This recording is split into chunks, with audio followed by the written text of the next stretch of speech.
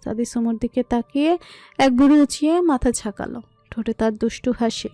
Sumo একবার তাকিয়ে মুখ ভেঙচি দিয়ে চলে গেল। যদিও সামনের দিকে তাকিয়ে সাদির অগোচরে একবার হেসেছিল।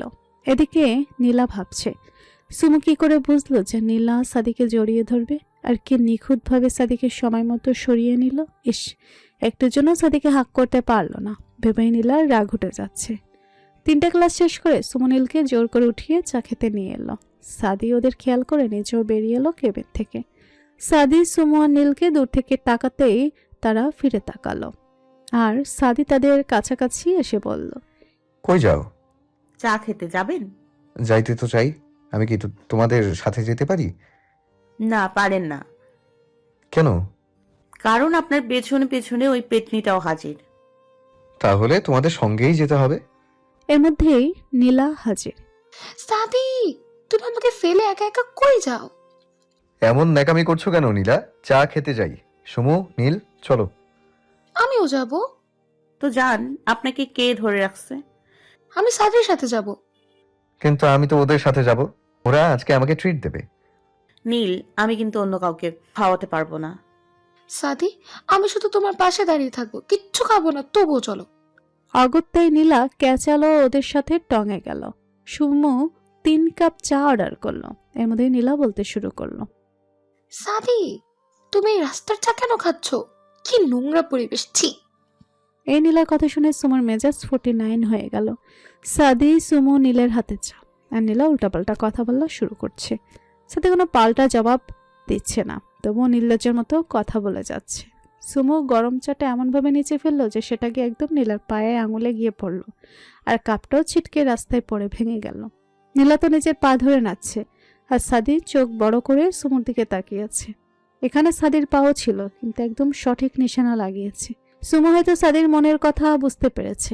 নীলাকে একবার সরি বলে দোকানিকে আরেক কাপ চা দিতে বলল, আর সাদিকে ইশারায় এদিকে আসতে বলল। সাদি সুমোর কাছে আসতেই সুমো সাদির কানে ফিসফিস করে বলল, ক্লাস কি এমনি এমনি শিখছি, প্রয়োগ করতেও জানি। সাদি সুমোর কথা শুনে হালকা হেসে দিল। মনে মনে ভাবতে লাগলো, সুমোর হাত থেকে নীলাকে এবার বাঁচাবে কে। নীলা খুঁড়িয়ে খুঁড়িয়ে হাঁটছে। নীলা সাদির কোলে উঠতে চেয়েছিল, সাদিও হয়তো নিয়ে নিত কোলে, কিন্তু সুমোর দিকে তাকাতেই ভয়ে তার মুখ থেকে বেরিয়ে এলো তার কোমর ব্যথা। সাদির অবস্থা দেখে সুমো মনে মনে অনেক হেসেছে। কলেজ শেষে সুমো গেটের কাছে দাঁড়াতেই সাদি পাশে এসে দাঁড়ালো। নীল অনেক আগের অনুর সাথে মিট করতে চলে গেছে। সুমো সাদিকে পাশে এসে দাঁড়াতে দেখে বলল, আপনি একা যে? আপনার নীলা বেবি কই? সে অনেক আগেই পায়ের ব্যথার জন্য চলে গেছে। তা আপনি এখানে কি করছেন? রিক্সা নিয়ে চলে যান। সেটাই খুঁজছি। চলো একসাথে যাব। কেন? এখন থেকে রোজ আমার সাথে আসবে আর আমার সাথেই যাবে। কেন? আপনি চাকরি নিয়েছেন? হুম, চাকরি না, নিজের জিনিস সেফ রাখছি। আপনার জিনিস মানে? কিছু না, চলো। ওই যে রিক্সা চলে এসেছে। সুমো মনে মনে বলছে। লোকটা আসতো একটা জিলাপির প্যাচ। সাদি সুমোকে হোস্টেলে নামিয়ে দিয়ে বাসায় চলে গেল। বাসায় গিয়ে সাদি ফ্রেশ হয়ে সোফায় শুয়ে ফোন টিপছে। তখনই তার মোবাইলে কল এলো, যা দেখে তৎক্ষণাৎ সাদি উঠে বসে কল অ্যাটেন্ড করলো। সুমো ফ্রেশ হয়ে একটা ঘুম দিল। তার মতে ঘুম জীবনের একটা গুরুত্বপূর্ণ অংশ। যেদিন পরিপূর্ণ ঘুম হবে না, সেদিন মুড অফ থাকবে খুবই বাজে। তাই ঘুমের সাথে নো কম্প্রোমাইজ। হঠাৎ কোনো এক খারাপ স্বপ্নে ঘুম ভেঙে গেল সুমোর। উঠে কতক্ষণ হাঁপিয়ে মনে মনে বলল, ধুর, এটা তো দিনের স্বপ্ন। এটা দেখে ভয় পাওয়া লাগে? পরক্ষণেই আবার বলল, না ভাই, রিস্ক নেওয়া যাবে না। আন্টি তো বলল সাদির জন্মদিন কালকে, আর কালকে আমি ওকে আমার মনের কথা বলে দিব।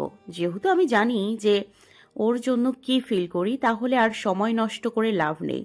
এর মধ্যে তো আবার ওই নীলা পেতনিটা হাজির। ওরে দেখলে তো আমার মনে হয় সে একজন সাইকো, মেন্টালি অ্যাবনর্মাল। যাই হোক, ডাক্তারকে নিয়ে নো কম্প্রোমাইজ। সুমো সেই কালো শাড়িটা হাতে নিয়ে মুস্কি হাসলো। ফোনটা হাতে নিয়ে সুমো নীলকে ফোন দিল। কিরে চুন্নি, ফুচকা পার্টনার পাসনি? কানের নিচে দিমু একটা থাপ্পড়, শয়তান কোনাকার। তোরে আমি কারণ ছাড়া ফোন দেই না। আরে চল সিস্টার, এত হাইপার হোস কেন? আমি বুঝি না, তুই যেই পরিমাণ রাগী তাতে তোর প্রেশার হাই থাকা উচিত, কিন্তু না, তোর প্রেশার অলওয়েজ লো থাকে। আজেরা কথা বাদ দিয়ে আমার কথা শোন। আচ্ছা বল। আমি কালকে ডাক্তারকে সারপ্রাইজ দিতে চাই। তুই আমাকে হেল্প করবি। সে তো খুব ভালো কথা। তা প্ল্যানিং করছিস? শুধু তোর হেল্প লাগবে। কালকে ডক্টরের জন্মদিন, তাই সবটা স্পেশাল হওয়া চাই, বুঝলি? বুঝছি। আমার আঁকা। গুড জিনি। তারপর দুজনেই হেসে দিল। নীলের সাথে সকল পরামর্শ শেষে সুমো সাদিকে ফোন দিল। 2বার রিং বাজার পরও সাদি ফোনটা তুলল না। সুমো বিরক্তিতে ভুরু কুচকে ফেলল। আবার ফোন দিতেই সাদি ফোনটা ধরল। হ্যালো। ডাক্তার সাহেব, আপনি ফ্রি আছেন? একটু বের হতে পারবেন আমার সাথে? তোমার কি মনে হয় আমি তোমার আজাইরা টাইম নিয়ে বসে আছি? ফোনটা যখন তুলিনি তখনই বোঝা উচিত ছিল যে আমি বিজি আছি, তাও ফোন দিয়েই চলেছো। সরি ডাক্তার সাহেব, আসলে আমি বুঝতে পারিনি, দুঃখিত। সুমো মন খারাপ করে ফোনটা কেটে দেয়। এর প্রথম সাদি সুমোর সাথে খারাপ ব্যবহার করলো। হয়তো খুব বিজি আছে। সুমো আর কিছু না ভেবে একাই বের হলো ফুচকা খেতে। মনটা একদম ভালো নেই। একে তো সেই খারাপ স্বপ্ন, আবার এই ডাক্তার সাহেবের খারাপ ব্যবহার। এখন ফুচকা খেলে একটু মন ভালো হলেও হতে পারে। যেই কথা সেই কাজ। ফুচকার দোকানে ফুচকার অর্ডার দিয়ে সুমো ব্যাগের টাকা চেক করলো। ফুচকা খেয়ে পাশের স্টলে চিকেন স্যুপ খাবে। এখানে স্যুপটা নাকি খুব টেস্টি। যদিও প্রথমবার টেস্ট করবে সুমো। ফুচকার প্লেট হাতে নিয়ে খেতে খেতে হঠাৎ ডান দিকে তাকাতেই সুমো চোখ ছানা পড়া। কি ডাক্তার সাহেব এখানে? হাতে অনেকগুলো ব্যাগ আর সাথে কে? কি এই নীলাচন্নি এখানে কি করে? তা আবার ডাক্তার সাহেবের হাত ধরে। রাগে সুমো হাতের ফুচকাটা চাপ দিতে মচ করে ভেঙে গেল। যেন সে ফুচকাটাকে নীলা মনে করে চাপ দিল। না, আর তো রিস্ক নেওয়া যাবেই না। এই ডাক্তার সাহেবকে আগে নিজের করতে হবে, তারপরে নীলার ব্যবস্থা। আজকে ওই ডাইনি চন্নর সাথে খারাপ ব্যবহার না, দেখাচ্ছি মজা। সুমো গপগপ করে ফুচকাগুলো শেষ করলো। তারপর তাদের পিছু নেবে। এদের জন্য তার ফুচকা মিস দেওয়া যাবে না। তাড়াতাড়ি শেষ করে সুমো ওদের ফলো করতে লাগলো। তার একটা রেস্টুরেন্টে ঢুকতে সুমো আর ভিতরে গেল না। একটা ছোকরাকে একটা ছোট চিরকুট হাতে দিয়ে বলল ওই হালকা গোলাপি শার্ট পরিহিত লোকটাকে দিয়েই দৌড় দিতে। পিছেটা রেস্টুরেন্টের ভেতর দিয়ে সাদির হাতা কাগজটা দিয়েই দৌড়। সাদি কাগজটা খুলে দেখে কাজটা ঠিক হলো না, মাসুল দিতে হবে। সাদু একটু চমকে এদিকে সেদিকে তাকালো, কিন্তু কিছুই দেখতে পেল না। এই হাতের লেখাটাও চেনা নয়, কি হতে পারে? সুমো বাসে এসে রাগে ফুঁসছে। শালা আমাকে ব্যস্ততা দেখানো। খালি কালকে জন্মদিন দেখে কিছু বললাম না। কালকের দিনটা যাক, তারপর বোঝাবো মজা। এখন তাড়াতাড়ি সব রেডি করি। পরের দিন সুমো কলেজ গিয়ে দেখলো সাদির পেতনির হাত ধরে হাঁটতে হাঁটতে এগিয়ে যাচ্ছে। যেমন রাগ হলো তেমন অভিমান, তবুও কিছু বলল না। পাশ কাটিয়ে চলে গেল। এদিকে নীল আর সুমো দুজনেই ব্যস্ত। সাদির সকালে একবার দেখেছিল, তারপর আর দেখা পায়নি। খোঁজ করতে জানতে পারে সুমো 2টো ক্লাস করেই চলে গেছে। 3য় ক্লাস সাদি ছিল, তা না করেই চলে গেল। সাদি কিছুই বুঝতে পারছে না। কলেজ শেষে গেট থেকে বের হতেই ক্যাম্পাসের সাইডে দেখলো খুব সুন্দর করে সাজানো। ততটা গুরুত্ব না দিয়ে বেরিয়ে যেতে নিলে কানে এলো কারো কণ্ঠ। সেদিকে এগিয়ে যেতেই দেখতে পেল সুমো সেই কালো শাড়িটা পরে হাতে গিটার নিয়ে সাদির দিকে তাকিয়ে গান ধরেছে। तू ही ये मुझको बता दे, चाहो में आना, अपने तो दिल का पता दे, चाहो में आना, तू ही ये मुझको बता दे, चाहो में आना, अपने तो दिल का पता दे, चाहो में आना, इतना बता दो तुझको, चाहत पे अपने मुझको, यूं तो नहीं इख्तियार,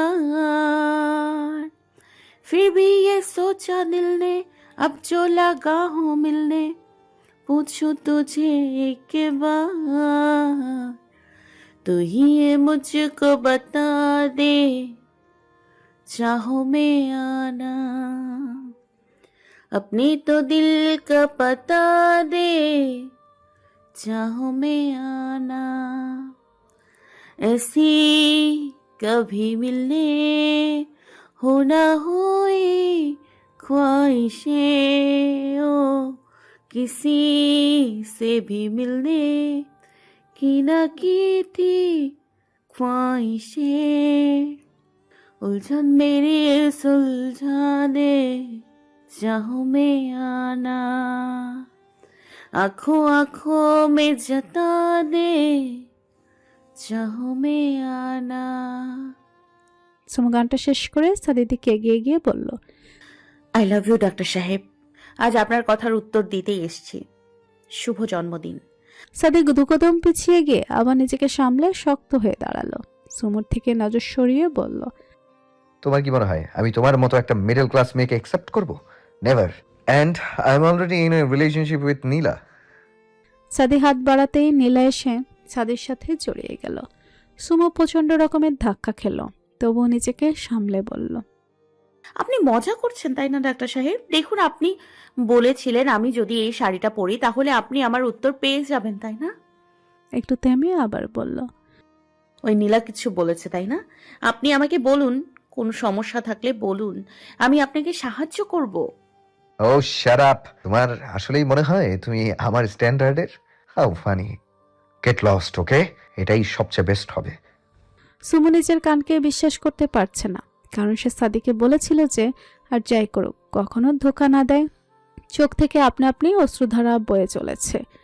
দেখুন ডাক্তার সাহেব, আমি বুঝতে পারছি আপনি হয়তো কোনো সমস্যা আছেন। আপনি সুমো কথা শেষ করার আগে নীলা সুমোকে একটা থাপ্পড় মারে।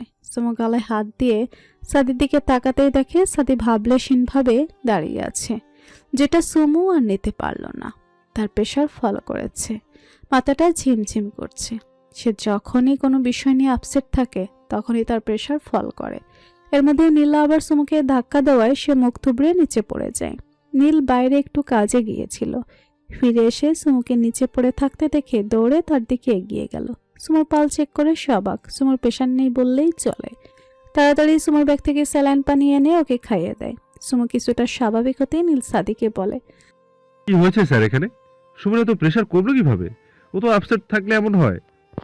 সাদির চোখ অকারণে লাল হয়ে গেছে। নীলা খুব খুশি সুমের অবস্থা দেখে। সুমো কোনো মতে নীলকে বলল, নীল, আমাকে একটু দিয়ে আসবি? হ্যাঁ, কিন্তু কি হয়েছে? তুই তো স্যারকে কনফেস করতে এসেছিলি। যদিও এই নীলার হাসি মুখ দেখে কিছুটা আন্দাজ করতে পারছি। আচ্ছা তুই আগে চল। নীল সুমুকে কোলে তুলে চলে গেল। সাদিও এক মুহূর্ত না দাঁড়িয়ে ওখান থেকে চলে গেল। সাদি তার বাসায় এসে এমন কিছু নেই যা সে ভাঙেনি, আর সে নিজের ভালোবাসাকেই সবচেয়ে বেশি আঘাত করেছে। জানে না সুমু তাকে ক্ষমা করবে কিনা, কিন্তু সে নিজেকে কখনোই ক্ষমা করতে পারবে না। সব ভাঙচুর করছে তার মুখে শুধুই সুমুর নাম। চোখ থেকে অটোমেটিক পানি ঝরছে, যেও সে কন্ট্রোল করতে পারছে না। ভাঙতে ভাঙতে এক পর্যায়ে তার রুমের টেবিলের কাছে সুমুর ছবিতে হাত দিয়েই থেমে যায়। যেখানে পুরো মানুষটাকেই ভেঙে ফেলেছে সেখানে ছবি ভেঙে কি লাভ? সুমুর ছবি হাতেই ধপ করে মাটিতে বসে পড়েছে, মনে মনে একটা কথাই আওড়াচ্ছে, সব শেষ। এদিকে সুমু বিছানায় পড়ে রয়েছে। সে অনেক বেশি দুর্বল হয়ে পড়েছে। আসলে আজ সারপ্রাইজ দিতে গিয়ে খেতেই ভুলে গেছে, আর সাথেই জঘন্য ব্যবহার। একরার নাদিয়া সুমুর সেবা করে যাচ্ছে, তারাও জানে সুমুর পেশায়, তাই কিছু জিজ্ঞাসা করে সুমুকে বিব্রত করলো না। সুমু একটু সুস্থ হতেই বিছানা থেকে উঠে বসলো, ভালোভাবে খাওয়া দাওয়া করে গোসল করলো। একরার নাদিয়া কিছু বুঝতে পারছে না সুমু এত নর্মাল কিভাবে আছে। একরা নীলকে ফোন দিয়ে সবটা বলল। সব শুনে নীলও কোনো রিয়াক্ট করেনি, যেন সে জানে পরবর্তীতে কি হবে। গোসল করে সুমু একটা লং কুর্তি পরে বের হলো। বের হয়ে ইকরাকে জিজ্ঞাসা করলো, কয়টা বাজে? সুমু বেবি, তুই ঠিক আছিস? আমার কি হবে, তুই শুধু বল কয়টা বাজে। 4:56। ঠিক আছে, আমি বের হচ্ছি, টেনশন নিস না। আমি কোনো আবেগী মেয়ে নই যে সবটা এভাবে ছাড় দিব। আসছি। সুমু হোস্টেল থেকে বের হয়ে নীলকে ফোন দিল। হ্যাঁ শুভ, বল। কই আছিস তুই? পার্কে? কেন? আচ্ছা, আমি যাচ্ছি। যাচ্ছি শুনেই নীল চমকে গেল। কই যাস তুই? আরে কাম ডাউন, আমি ডাক্তার সাহেবের বাসায় যাচ্ছি, তুই আয়। আমি ঠিকানা টেক্সট করছি। আচ্ছা। সুমু একটা রিক্সা নিয়ে সাদির বাসায় চলে এলো। ফ্ল্যাটের দরজায় দাঁড়াতেই বুকটা কেমন ধক করে উঠল। তাড়াতাড়ি দরজা নক করতে ভেতর থেকে কোনো সাড়া এলো না। এরপর কন্টিনিউয়াসলি নক করার পর সাদি ঢুলতে ঢুলতে এসে দরজা খুলল। সে মনে করেছে হয়তো নীলা এসেছে, তাই ইচ্ছে করেই দেরি করে দরজা খুলেছে। দরজা খুলে সুমুকে দাঁড়িয়ে থাকতে দেখেই সাদি চমকে গেল। ও এখানে কেন? সুমু সাদির অবস্থা দেখে তাড়াতাড়ি ঘরের ভেতর ঢুকলো, সাদিকে ধাক্কা দিয়ে। ভেতরে গিয়ে সুমুর চোখ চড়ক গাছ, সব তছনছ করে রেখে দিয়েছে। সুমুর প্রচুর রাগ উঠেছে মাথায়, দাঁত কিরমির করে সাদির দিকে তাকাতেই দেখে সাদির অবস্থা আরো করুণ। সুমুর এত রাগ লাগছে, সবচেয়ে বেশি রাগ লাগছে সাদি তার নজর নিচের দিকে রেখেছে। সুমো ঠোঁট কামড়ে নিজেকে সামলানোর চেষ্টা করছে, কিন্তু আর পারল না। এগিয়ে এসে সাদির গালে লাগিয়ে দিল এক থাপ্পড়। সাদি গালে হাত দিয়ে অবাক চোখে সুমোর দিকে তাকাতেই দেখে সুমো রণমূর্তি ধারণ করেছে, রাগে ফুঁসছে। এগুলো কি? এই অবস্থা কেন ঘরের? সাদি চুপচাপ দাঁড়িয়ে আছে। সে তো অবাক, সুমোর কি হলো হঠাৎ। পুরো ঘর দেখে মনে হচ্ছে এখানে মানুষ বাস করে না, কোনো গোয়াল ঘরে আসছে। আর নিজের কি হাল করছেন? সুমো সাদিকে টেনে একটা তুলে বসিয়ে দিল। বিছানাপট্টতে এদিক সেদিক পড়ে আছে। তারপর বহু কষ্টে ফার্স্ট এড বক্স খুঁজে আনলো। সাদি অবাক হয়ে শুধু সুমুকেই দেখে যাচ্ছে। চোখ থেকে তো পানি পড়ছে, চাইলেও কন্ট্রোল করতে পারছে না। সুমো সাদির হাত টেনে নিজের হাতে নিয়ে ড্রেসিং করাতে লাগলো। আপনাকে দেখে মনে হচ্ছে আপনার গার্লফ্রেন্ড নীলা আপনাকে ধর্ষণ করছে। এত বিধ্বস্ত অবস্থা, কে কাকে ধর্ষণ করছেন বলুন তো? আরে ধুর, আমিও না। এতে তো আপনাদের দুজনেরই সমান মত থাকবে। এটাকে ধর্ষণ বলা যায় না, এটা তো অবৈধ ভালোবাসা। সুমো, আমি চুপ, একদম চুপ, একদম গলা টিপে মেরে ফেলবো। একটা কথা বলবি না। তুই কি মনে করছিস আমি অবলা নারী? তোর অপমান করবি আর আমি মুখ বুঝে সহ্য করব? নেভার।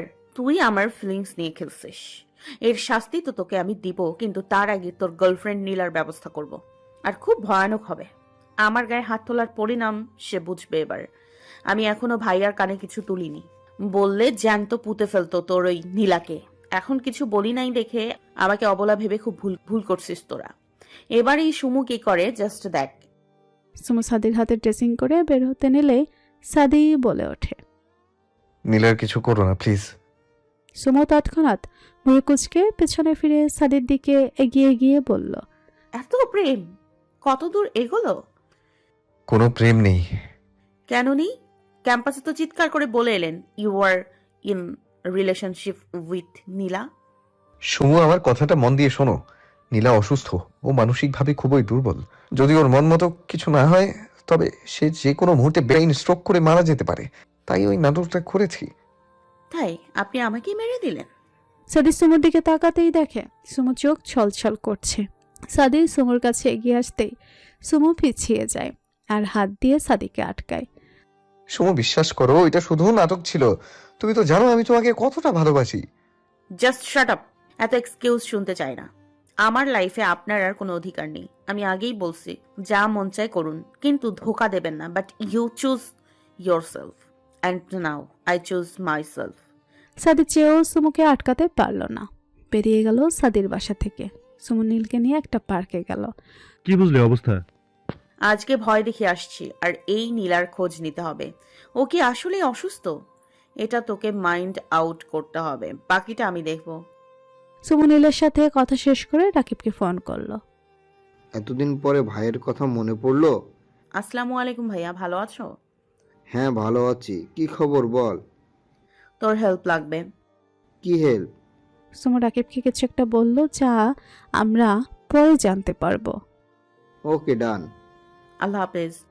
ফোনটা কেটে সুমো বাঁকা হাসি দিল। এদিকে সাদি টেনশনে আছে যে সুমো কি করবে, আবার ভয়ও আছে সুমো তার থেকে দূরে সরে যাবে না তো। না, এই জল বেশি দূর গড়ানোর আগে কিছু ব্যবস্থা করতে হবে। সাদির অপেক্ষা না করে তার মাকে ফোন দিল। সুমোর থার্ড ইয়ারের প্রোফের আর মাত্র 1 মাস বাকি আছে। সে এখন শুধু তার পড়াশোনায় ফোকাস করছে। সাদের বিষয়ে বা ওই দিনের ওই বিষয়ে কেউ কিছুই বলেনি। আজবভাবে এই বিষয়ে কারো কোনো গুঞ্জনও শোনা যায়নি। এইসব কাজের ক্রেডিট নীলের। নীল আর সুমো উঠে পড়ে লেগেছে পরীক্ষার জন্য। সাদি সুমোকে দেখে অবাকের উপর অবাক হচ্ছে। এ কোন সুমো?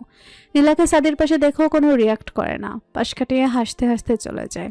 সাদি খুব ভালোভাবে বুঝতে পারছে যে সুমো তাকে চরমভাবে অ্যাভয়েড করছে, যা তার মানতে খুব কষ্ট হচ্ছে। কিন্তু সে নিজেও কিছু একটা ভেবে বাঁকা হাসি দিয়ে চলে যায়। সাদি কিছুতেই সুমোর অবহেলা সহ্য করতে পারছে না। সুমো যেন এদিকে সাদিকে দেখেও দেখে না। এদিকে সুমো সব খোঁজখবর নিয়ে জানতে পারলো যে নীলা আসলে অসুস্থ, কিন্তু তার মানে এই নয় যে তাকে প্রশ্রয় দিতে হবে। অবশ্য নীলার কাছে তার অসুস্থতা প্রমাণ হয়। সে নিজের বোনকেই খুন করতে চায়, তাকে দিয়ে আর কি বা আশা করা যায়। তাই সুমো ঠিক করলো এই অসুস্থ রোগীর সাথে অযথা কথা বাড়িয়ে লাভ নেই, যা প্রতিশোধ নেওয়ার সাদির থেকেই নিব। শালা, আমার উপর ওর কোনো ভরসা নাই তো প্রেম করতে আসছিলি কেন?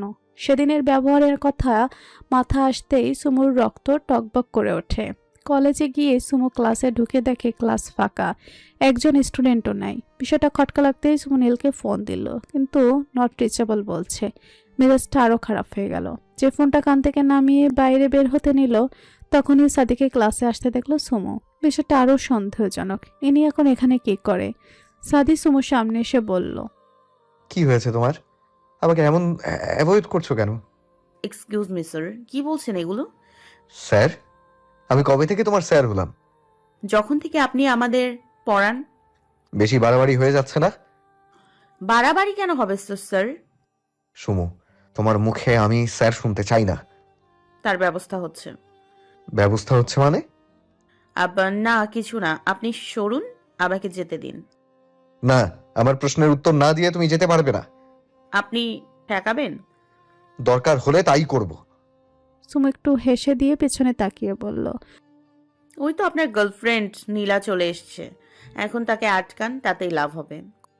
সুমু, তুমি জানো ও অসুস্থ, তাই নাটক করছি। খুব ভালো, এখন সেটার বাস্তবিক রূপ দিন। সুমু! সুমু সাদির কোনো কথা না শুনে চলে গেল। আর সাদি আজও তার ভাঙা হৃদয় নিয়ে দাঁড়িয়ে আছে। এর মধ্যে নীলা এসেছে সাদির কাছে। সাদি একটা শ্বাস ফেলে নীলার সাথে চলে গেল। সুমু বেরিয়ে এসে কৃষ্ণচূড়া ফুল গাছটার নিচে বসলো। কেন যেন এখন আর কাঁদতেও ইচ্ছে হয় না। কদিন মেনে নিতে কষ্ট হলেও আরও সামনে প্রকাশ করেনি সুমু। রাত হলে ঘুমের মাঝে যেন কষ্টগুলোর সব স্মৃতিচারণ হতো না চাইতেই। একটা শ্বাস ফেলে চোখ বন্ধ করে গাইতে লাগলো, প্রেমে পড়া বারণ, কারণে অকারণ, আঙুলে আঙুল রাখলেও হাত ধরা বারণ। গাও শেষ হতেই হেসে দিল। জীবনের প্রথম প্রেমের ধোঁকা মানতে কষ্ট হলেও অসম্ভব ছিল না। অনেকেই মানতে পারে না, তাই হয়তো ভুলভাল পদক্ষেপ নিয়ে থাকে। কিন্তু সুমু কাল্পনিক কথায় বা কাজে বিশ্বাসী নয়। সে বাস্তবিকভাবেই পছন্দ করে। সে তার পরিবারের সবচেয়ে ছোট সদস্য। পরিবারে বললে ভুল হবে, সে তার গোষ্ঠীর সবার মধ্যে ছোট। কিন্তু আল্লাহ যেন তার মধ্যে বয়সের আগে ম্যাচুরিটি দিয়েছে। তার ভাই যখন প্রথম প্রেমে ধোঁকা খায় তখন সুমু সামলে ছিল। সেই থেকেই সবাই তাকে গুরুত্ব দেওয়া শুরু করে। বাবাও কোনো পরামর্শ করতে সুমুকেই আগে ডাকে। তার সাথে সে এমনিতেও সকলের চোখের মণি। তাই সেও চায় না তার জন্য তার পরিবার বিন্দুমাত্র কষ্ট পাক। সুমু কখনোই প্রেমে তেমন একটা বিশ্বাসী ছিল না। এই ধোঁকা জিনিসটার জন্যই সবচেয়ে বেশি ভয় পেত সে। কিন্তু সে ভয়টাই আজ জেগে বসল। যতই ভাবুক সাদি নাটক করছে, তবুও কেন যেন মন থেকে মানতে বড্ড কষ্ট হয়। প্রিয় মানুষটাকে অন্য কারোর সাথে স্বাভাবিকভাবে দেখার জন্য অনেকটা সাহসের প্রয়োজন হয়। তবুও ভিতরটা মনে হয় পুড়ে ছাই হয়ে যায়। সুমুর ক্ষেত্রেও ব্যতিক্রম নয়। যতই সে তাদের সামনে স্বাভাবিক থাকার চেষ্টা করুক না কেন, তার ওই হাসির মানে ভেতরে জ্বলতে থাকা দাউ দাউ আগুন, যা প্রতিনিয়ত তাকে ভেতর থেকে ভেঙে দেয়। তাই সে এক কঠিন সিদ্ধান্ত নিয়েছে। হালকা হেসে উঠে দাঁড়ালো সুমু। খোলা চুলগুলো মাটিতে পড়ার কারণে ময়লা লেগেছিল, তাই হাত দিয়ে ছেড়ে নিয়ে একটা পনিটেল বেঁধে নিল। হাতে ব্যাগটা নিয়ে হাঁটা দিল। কোনো একটা কারণে হয়তো ক্লাস আজ স্থগিত হয়েছে, কিন্তু নীলটাও ফোন দিয়ে জানালো না। অবশ্য আজকাল নীলও ঠিকমতো কথা বলে না, হয়তো অভিমানে। নীলার কেবিনে গিয়ে তাকে দেখতে না পেয়ে সাদির কেবিনের দিকে গেল। ঠিক তাই, নীলা সাদির কোলের উপর বসে আছে, যা দেখে কিছুক্ষণের জন্য সুমু হ্যাং মেরেছিল। আবার বাস্তবতাটাকে মনে করে এগিয়ে গেল দরজার দিকে। সাদিকে সে প্রচণ্ড ভালোবাসে, কিন্তু আজ নীলা সুস্থ থাকলে জোর করে সাদিকে নিজের করতো সুমু। কিন্তু এক অসুস্থ রোগীর সাথে লড়াই করতে সুমুর মোটেই ইচ্ছা নেই। মাঝে মাঝে মনকে সান্ত্বনা দেওয়ার জন্য বলে, যদি সাদি নিজে না চাইতো তবে কি কখনো সম্ভব ছিল তার মন ভাঙা? সুমু সাদির কেবিনের দরজায় একটু জোরেই নক করে, যাতে সেদিনের মতো বাজে পরিস্থিতি তৈরি না হয়। সুমুকে দরজায় দেখে সাদি নীলাকে কোল থেকে উঠিয়ে দিল। নীলা খুব শান্তভাবেই বলল, কিছু বলবে? কোনো দরকার ছিল? ইয়েস ম্যাম, আসলে আমি আপনার সাথে কিছু কথা বলতে চাই। সাদি এক ধ্যানে সুমুর দিকে তাকিয়ে আছে। সুমু বুঝতে পেরেও কিছু না বলে নীলাকে উদ্দেশ্য করে বলতে শুরু করলো, আমি আপনাকে সরি বলতে এসেছি। এতদিন আপনার সাথে খুব বাজে ব্যবহার করেছি, আর কারণে অকারণে আপনার আর আদি স্যারের মাঝে এসেছি। তার জন্য অনেক অনেক দুঃখিত। আমি আর আপনাদের মাঝে আসবো না, অন্যায় অপবাদ করব না। সাদি স্যার, আমি আপনাকেও সরি বলছি, মাফ করে দিয়েন। আপনাদের মাঝে আমার জন্য আর কোনো সমস্যা তৈরি হবে না, নিশ্চিত থাকুন। সুমুর কথা শুনে নীলা খুব খুশি, কিন্তু সাদির ভেতরটা শেষ হয়ে যাচ্ছে। কেন যেন মনে হচ্ছে সে কিছু হারিয়ে ফেলতে চলেছে, কিন্তু নীলার সামনে কিছু বলতেও পারছে না। ঠিক আছে, তুমি তোমার ভুল বুঝতে পেরেছো, তাই যথেষ্ট। তুমি এবার যেতে পারো। Thank you ma'am. সুমু একটা মলিন হাসি দিয়ে চলে গেল। দেখতে দেখতে সুমোর প্রব শেষ। আজ তার রেজাল্ট দিবে। সুমোর ভাই রাকিবও এসেছে। তার প্রাক্তন কলেজ এটা। বোনের জন্য কলেজটাই ঘোরা হয়ে যাবে আর বোনের রেজাল্টটাও নিবে। যদিও সুমো এসেছে। ভাইয়া রেজাল্ট দিয়ে দিয়েছে, চলো বোর্ডে দেখে আসি। চল, তোকে দেখে মনেই হয় না তোর রেজাল্ট। বাইরে চাকচিক্য গড়তে শিখেছি ভাই। মানে? কিছু না ভাই, চল। রাকিব জানে তার বোন বরাবরই এমন, মনের কথা মুখ ফুটে বলতেই চায় না। আজও সেই ধাঁধার মতো উত্তর দিল। রাকিব বোর্ডের রেজাল্ট দেখতে গেল আর সুমো একটু দূরেই দাঁড়িয়ে আছে। এর মধ্যে সাদির দিকে নজর গেল। সে আজ খুব খুশি, ঠোঁটে হাসি লেগেই আছে। সুমোর ঠোঁটেও হালকা হাসি ফুটে ওঠে। এর মধ্যেই রাকিব চিৎকার করতে করতে সুমোর দিকে এগিয়ে আসে। সুমো পুরো কলেজে টপ করেছে। আজ তার খুশির অন্ত নেই। রাকিবের চিৎকারের স্বভাব দৃষ্টি রাকিবের দিকে। সুমো নিজেও হেসে দিয়েছে ভাইয়ের কাণ্ডে। সাদির হাসি আরো প্রশস্ত হয়েছে রাকিবকে দেখে। এগিয়ে এসে কথা বলতে লাগলো। নীলা এসে সুমোকে কংগ্রেস করলো। সাদি আর চোখে সুমোকে দেখে আবার রাকিবের সাথে কথা বলতে লাগলো। দূরে নীলকে দেখতে পেয়ে সুমো এগিয়ে গেল। আজও কথা বলবি না? আজই তো শেষ দেখাই ক্যাম্পাসে। নীল সুমোর দিকে তাকাতেই সুমো ভয় পেয়ে গেল। নীলের চোখ অসম্ভব লাল, যদিও সুমো জানে কেন চোখ লাল। নীল সুমোকে জড়িয়ে ধরে কান্না শুরু করলো। নীল, দেখ ছেলেদের মতো কেন কাঁদছিস?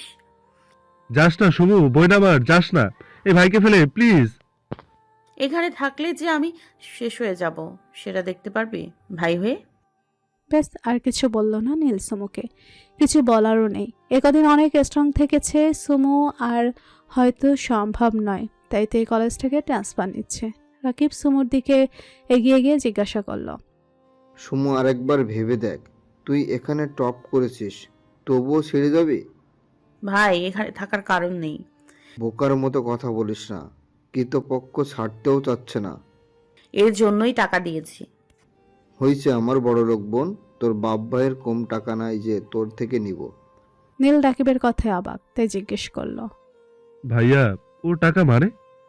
আরে তোর তো নিজেরই একটা বুকিট শপ আছে, নিজের হাতে গড়ে তুলেছিস। ওর পড়াশোনার খরচ ও নিজেই চালায়, আমাদের দিতে হয় না। তাই আমি আর আব্বুর ওর ব্যাংকে টাকা রেখে দিই, নয়তো ও নিতে চায় না।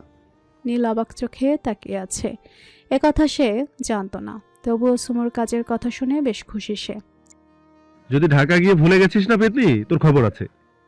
আমার মাথা খারাপ, তোকে ভুলে যাব ইম্পসিবল। আসি রে। সুমো রাকিবের সাথে বাসে উঠে গেল ঢাকার উদ্দেশ্যে। এই কি সাদি আর সুমোর গল্পের শেষ, নাকি নতুন কোনো গল্পের সূচনা? আজ প্রায় 3 দিন হতে চলল সাদি সুমোকে কলেজে দেখেনি। ভেবেছে হয়তো অসুস্থ, তাই ফোনেও ট্রাই করেছিল, কিন্তু কিছুতেই কল যায়নি। তাই আজ আর না পেরে কলেজে এসে নীলের খোঁজ করলো। একটা ছেলের সাথে কথা বলতে বলতে ক্লাসের দিকে যাচ্ছে। নীল, নীল সাদির ডাকে ঘুরে দাঁড়ালো। সাদির দিকে এগিয়ে গিয়ে প্রশ্নবোধক চাহনি দিল। জি স্যার। সুমু কোথায়? ওকে 3 দিন ধরে দেখতে পাচ্ছি না। আর দেখতেও পাবেন না। মানে? মানে ওই কলেজে নেই, ঢাকার ট্রান্সফার নিয়ে চলে গেছে একেবারের জন্য। এখানে হয়তো আর আসবে না। চলে গেছে মানে কি? এভাবে পড়াশোনা অর্ধেক রেখে কি করে যেতে পারে?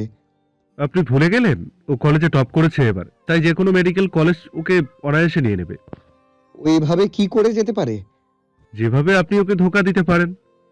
বলেই নীল চলে গেল, আর সাদি হতভম্বের মতো দাঁড়িয়ে আছে। সুমো তাকে শেষ পর্যন্ত বুঝতেই পারল না কি করবে এখনো। ওই দিন ওই ফোনটা না পেলে কিছুতে এই কাজটাও করতো না। এমনিতেও করতে চায়নি, কিন্তু একটা মেয়ের মৃত্যুর আগে এতটুকুও করতেই পারে। কিন্তু এখানে যে সাদির ভুল আছে সে নিজেই স্বীকার করে। সুমিকে আগেই সবটা জানানো উচিত ছিল, তো সুমু তো ওকে সেই সুযোগটাও দেয়নি। তার আগে ওকে প্রপোজ করলো।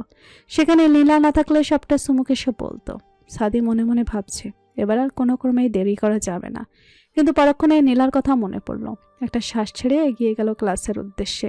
সুমু যাওয়ার পর থেকে সাদি একদম ভেঙে পড়েছে, যা পদে পদে খেয়াল করেছে নীলা। কিছুদিন ধরে শরীরটা সায় দিচ্ছে না তাকে, ক্রমশ খারাপের দিকেই যাচ্ছে। কোথায় যেন একটা শূন্যতা অনুভব করছে। সাদি সর্বদা মন খারাপ করে থাকে, তার নিজেরও বড্ড গিল্টি ফিল হয়। একদিন সাদিকে একটা ডায়েরিতে কিছু লিখতে দেখে।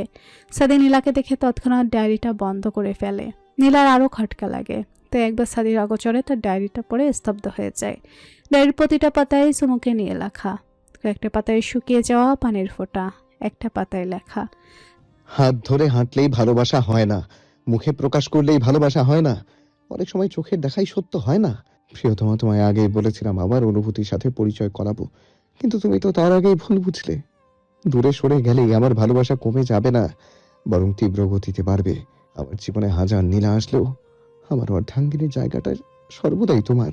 তুমি এভাবে নিজের অধিকার ছাড়বে আমার বিশ্বাস হচ্ছে না। লেখাটা পড়ে নীলার চোখ থেকে পানি গড়িয়ে পড়ল। এতদিন যাকে নিজের অধিকার মনে করত তা আসলে একজনের দয়া। এমনকি সাদির জীবনে তার কোনো প্রভাবও নেই। নীলা ধপ করে চেয়ারে বসে পড়ল। এতদিনে সে এটা বুঝেছে, জোর করলেই ভালোবাসা পাওয়া যায় না। সে সাদির থেকে কেয়ার পেয়েছে, কিন্তু তা শুধু বন্ধুত্ব পর্যন্তই সীমাবদ্ধ ছিল। সে জোর করে সাদির থেকে একটা কিছু আদায় করতে পারেনি, অথচ তাকে ফোনের দিকে তাকিয়ে থাকতে দেখেছে, ফোনের স্ক্রিনে অসংখ্য চুমু দেখতে দেখেছে। না, আজ নীলাকে সত্যিটা জানতেই হবে। কেটে গেছে 2টা বছর। স্যার সলিমুল্লাহ মেডিকেল কলেজে সুমো ইন্টার্নি করছে। অ্যাপ্রন গায়ে জড়িয়ে মাথায় হিজাব পেঁচিয়ে করিডোর দিয়ে যাচ্ছে সুমো। এই 2 বছরে অনেক কিছু বদলে গেছে। রাকিবের একটা কিউট মেয়ে বেবি হয়েছে, নাম রুবাই ইসলাম রুমো। সম্পূর্ণটাই সুমোর নামে মিলিয়ে। বাচ্চাটার বয়স 1.5 বছর। নিজের পিপিকে সে সবচেয়ে বেশি ভালোবাসে। সুমো যেন রুমো বলতে অজ্ঞান। একমাত্র ভাতিজে তার মুখই দেখেছে ডায়মন্ডের হ্যান্ড ব্রেসলেট দিয়ে। সুমো তার বুটিক হাউসটাকে আরও দ্বিগুণ করেছে এই 2 বছরে। এখন মোটামুটি একজন এস্টাবলিশ ওম্যান সে। নিজেদের বাড়িটাকে সে আর তার ভাই মিলে এক রাজকীয় রূপ দিয়েছে। আর এই রাজ্যে রয়েছে 2 জন রাজকন্যা, এক সুমো আর এক রুমো। সুমো আজকের মতো সকল কাজ সম্পন্ন করে বাসায় আসতে ভেতরে হইচই শোনা গেল। মহুজোড়া কুচকে ভেতরে গিয়ে দেখে চড়ক গাছ চোখ তার। সুমুকে দেখতেই রুমু দৌড়ে তার কাছে আসলো। সুমু দরজার পাশের টেবিল থেকে স্যানিটাইজার নিয়ে হ্যান্ড স্যানিটাইজ করে রুমুকে কোলে নিল। এই ছোট রিপোর্টার বাসায় কি চলে? পিপি পাতায় মেহমান আসবে। বাসায় কোন মেহমান আসবে? আম্মা কিছু বলেছে? রুমু মাথা নাড়িয়ে না বলল। এর মধ্যেই সুমুর ভাবি শাড়ির আঁচলে হাত মুছতে মুছতে আসলো। পিপি আসতে না আসতে রিপোর্ট দেওয়া শুরু হয়ে গেছে। রুমু ভুরু কুচকে মায়ের দিকে তাকিয়ে আবার সুমুর দিকে তাকালো। পিপি জানো আজকে মাম্মা আমাকে 2টা মায়ের দিতে। কি এত বড় সাহস? আমার কলিজার গায়ে কে হাত তুলছে? আজকে তাকে শুলে চড়াবো। রুমু সুমুর কথা শুনে খিলখিল করে হেসে দিল।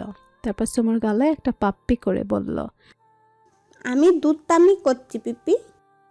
ওরে দুষ্টু, তাই নাকি? সুমু রুমুকে কোলে নিয়েই রুমের দিকে যাচ্ছিল। তখনই সুমুর ভাবি সুমুকে আটকে দেয় আর বলে, সুমু, বাবুকে দিয়ে রুমে গিয়ে ফ্রেশ হয়ে নাও, আমি আসছি। কেন ভাবি হইছে? আর আজ বাসাকে এত সাজাচ্ছ কেন? কারণ আজ তোমাকে দেখতে আসবে। ভাবি, আমি কতবার বলবো আমি এখন কিছুতেই বিয়ে করব না। প্লিজ তোমরা জোর করো না। জোর করছি না বাবু, তুই একটু ভেবে দেখ। তারা নিজেই আসবে বলেছে, সেখানে আমাদের না করে দেওয়াটা অপমান হয়ে যায় না? তাছাড়া ছেলে তোর ভাইয়ের বন্ধুর শালক, কিভাবে মানা করি? ধুর, আমি আগে ফ্রেশ হয়ে নি, মাথা ধরছে। সুমু রুমে গিয়ে ফ্রেশ হয়ে বের হতেই দেখে তার মা হাতে একটা পেঁয়াজ কালারের জামদানি শাড়ি নিয়ে বসে আছে। সুমু বের হতেই তাকে টেনে নিজের পাশে বিছানায় বসালো। ছোট পাখি, তুই আমার সব কথাই শুনিস। তুই না করার আগেই বলছি, দেখতে আসলেই তো আর বিয়ে হয়ে যায় না। তুই ছেলের তোকে পছন্দ হবে, তাছাড়া তুই মেন পার্সন, তাই সবার কথাটা চিন্তা করে একটু সেজে নে। মা, এটা কেমন কথা? আমাকে কেন সাজতে হবে? তারা আমাকে বউ করতে চাইলে এই সাধারণ চেহারা দেখেই নিতে হবে। আমি সাজতে পারবো না। আর একটা কথা ক্লিয়ার জানিয়ে রাখি, আমার বুটিক হাউস বা পড়ালেখায় যেন হস্তক্ষেপ না করে। ভুলেও এইসব কথা যেন না ওঠে। আরে তারা এমন মানুষ নয়, তুই একদম চিন্তা করিস না। ঠিক আছে, কিন্তু মা, সবটা এত সহজ হবে না, তুমি তো জানো। হ্যাঁ আমি জানি, কিন্তু সব দিক বিবেচনা করাটাই বেস্ট হতো। তাই জীবনকে একটা সুযোগ দে। সুমু শাড়িটা পরে শুধু চোখে কাজল আর ঠোঁটে বেসলিন লাগিয়েছে। তার সাজার বিন্দুমাত্র ইচ্ছা নেই। এর মধ্যে ভাবি এসে বলে গেছে যে তারা এসে গেছে। সুমু একটা শ্বাস ফেলে মাথায় কাপড় দিয়ে বসলো। কিছুক্ষণ পর রুমে এসে সুমুর পাশে দাঁড়ায়। আর সেও একটা পেঁয়াজ কালারের গাউন পরেছে। দেখতে পুরো প্রিন্সেস। সুমু আবার মিনি অর্গানাইজার থেকে একটা সাদা মুকুট বের করে রুমুর মাথায় পরিয়ে দিল। এখন একদম পারফেক্ট। রুমু সুমু হাত ধরে টেনে নিয়ে যাচ্ছে আর বলছে, জানো পিপি, নতুন পাপাটা না অনেক কিউট, আমার অনেক ভালো লেগেছে। সুমুকে রুমু টানতে টানতে ড্রয়িং রুমে নিয়ে এলো। সুমু কিছু বলার আগেই দাঁড়িয়ে সামনে তাকাতেই অবাক। একে সাদি আর তার পরিবার। সাদির সাথে চোখাচোখি হতেই সুমু চোখ নামিয়ে নিল, চায় না সেই চোখের সামনে হতে।